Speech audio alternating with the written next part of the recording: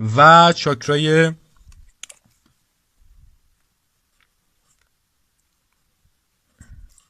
پنجم چاکرای گلو هست یا همون چاکرای صدا.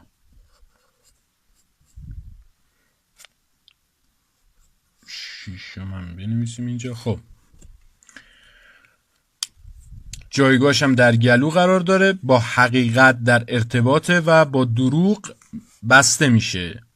دروغ هایی که ما به خودمون میگیم و به دیگران هم این دروغ ها رو منتقل میکنیم باعث آلودگی این چاکرا میشه. باید خودت رو قبول داشته باشی و به خاطر چیزی که هستی دروغ نگی. و چاکرای ششم مربوط به چاکرای پیشانیه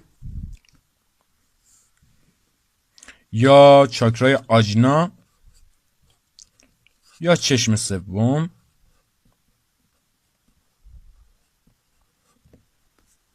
خب که وسط پیشونی کمی بالاتر از بین دو ابرو قرار داره و با بصیرت در ارتباطه و با توهم بسته میشه که بزرگترین توهم در این دنیا توهم جداییه.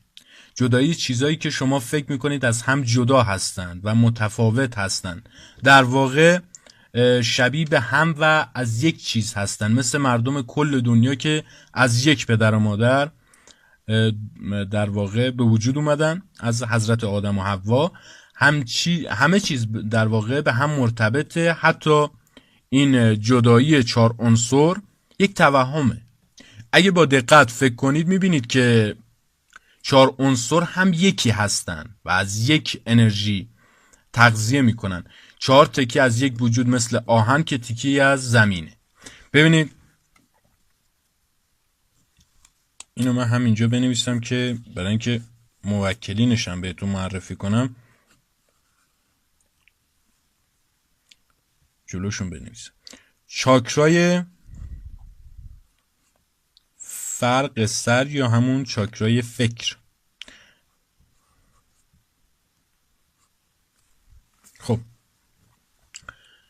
که شما اگه فعال کنید این چاکرا رو میتونید در واقع به بعدی از جهان دست پیدا کنید و با موجودات ماورایی ارتباط برقرار کنید که این چاکرا با انرژی خاص کیهانی سر و کار داره و با وابستگی های دنیوی در واقع بسته میشه. باید ببینید چه چیزی شما رو به این دنیا وابسته کرده. این وابستگی باعث آلودگی این چاکرا میشه و برای همین بیشتر افراد به این نیرو نمیرسن و چون خیلی سخته که تمام وابستگی ها رو رها کنید، شما باید در واقع تمام این وابستگی ها رو از بین ببرید.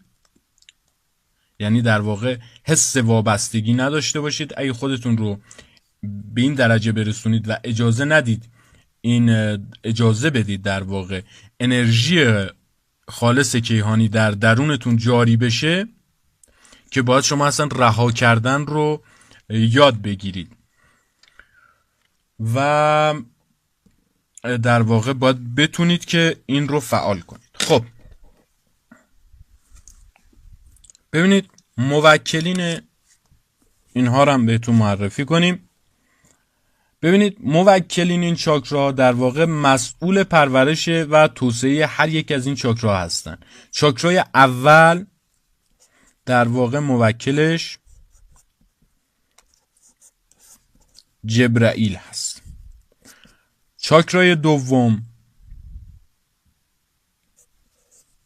اورائیل. چاکرای خورشیدی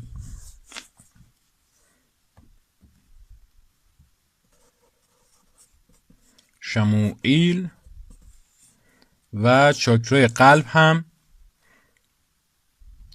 میشه میکائیل.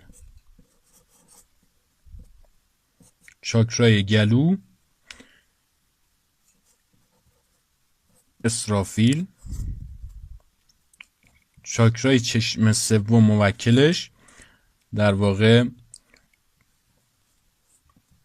جوفعیل هست. جوفعیل.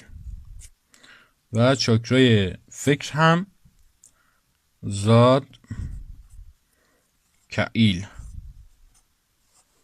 خب اما از کجا بفهمیم که این چاکراها در بدن شما متعادل هستن یا خیر؟